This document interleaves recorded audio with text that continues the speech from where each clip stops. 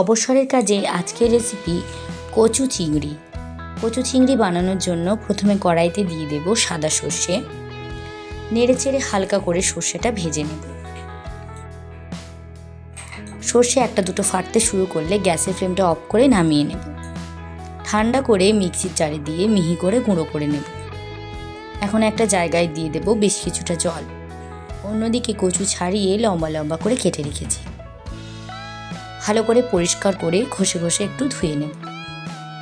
সব কচু ধোয়া হয়ে গেলে জল থেকে ছেঁকে তুলে নেব।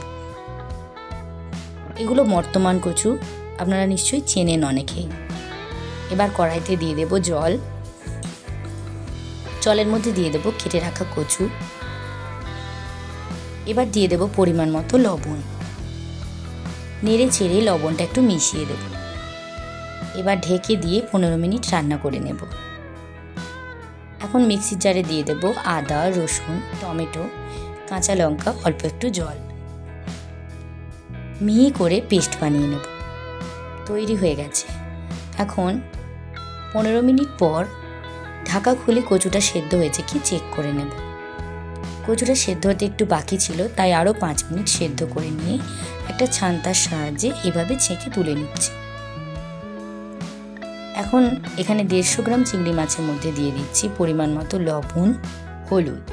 হাত দিয়ে ভালো করে মেখে নিচ্ছি। এখন কড়াইতে দিয়ে দিচ্ছি সর্ষের তেল।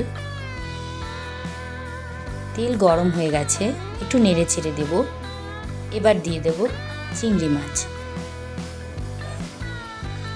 এবার চিংড়ি মাছগুলোকে 2 পিঠ লাল লাল করে ভালো করে ভেজে নেব। এক পিঠ হয়ে গেছে, উল্টিয়ে দিচ্ছি। এই রান্নাটা আপনারা একই রকম পদ্ধতিতে ওল অথবা গাঁটি কচু দিয়ে বানাতে পারেন। এখন কড়াইতে আবারও কিছুটা সর্ষের তেল দিয়ে দিলাম।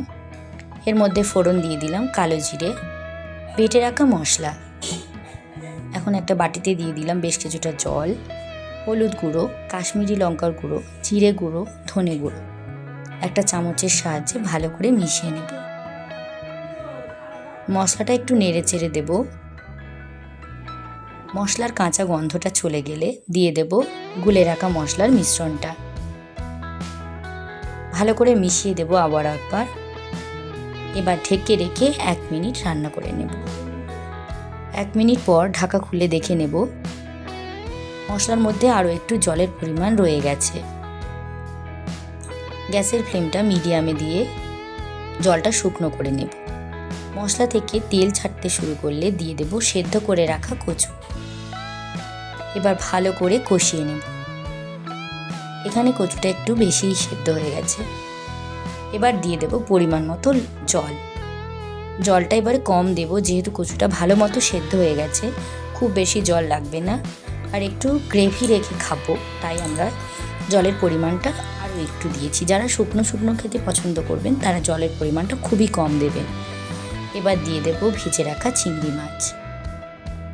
এরপর দিয়ে দেব পরিমাণ মতো আরও একটু লবণ। নেড়ে চেড়ে দিলাম। এবার ওপর থেকে দিয়ে দেব সর্ষের গুঁড়ো,